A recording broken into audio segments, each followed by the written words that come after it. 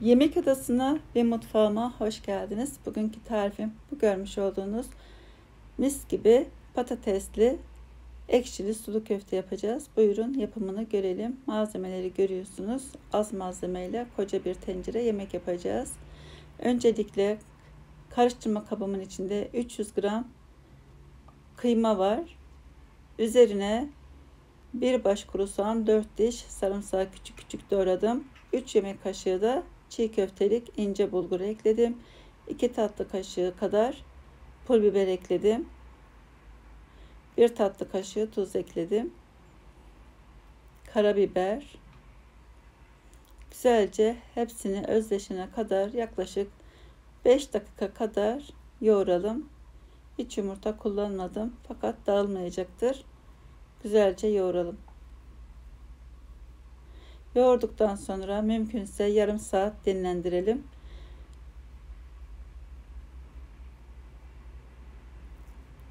Eğer dinlendirirseniz soğanın, sarımsağın aromaları kıymaya daha güzel geçer ve yemek daha güzel, lezzetli olur.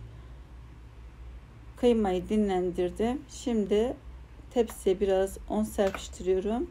Daha sonra elimde küçük küçük bilyeler şeklinde yuvarlayacağım.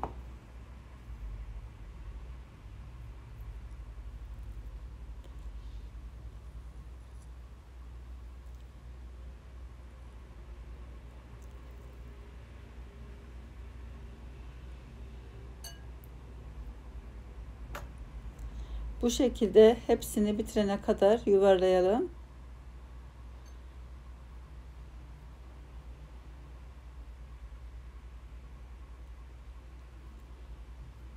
Evet, ne çok büyük ne de çok küçük. Bu boyutta olması yeterli. Hepsini bitirdim. Güzelce una buladım. 4 adet de patatesi küp küp doğradım.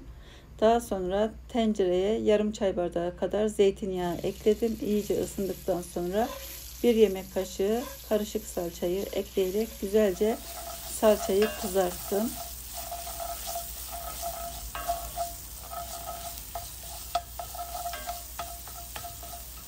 Salçayı yakmadan güzelce kızartalım.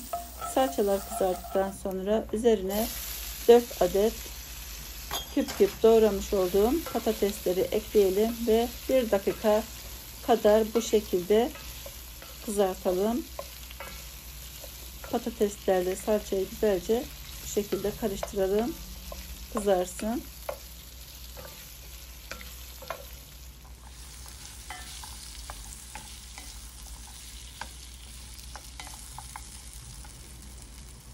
Üzerine 1,5 litre su ekleyelim. 1,5 litre su fazla değil. Yeterli bu kadardır. Çünkü az eklerseniz köfteler suyu çektiği zaman yemeğiniz susuz kalır. Çünkü bu yemeğin suyu da çok lezzetli oluyor. Evet, kaynamaya başlayınca 1 tatlı kaşığı tuz ekledim ve hazırlamış olduğum köfteleri düzgün bir şekilde tencereye yerleştiriyorum.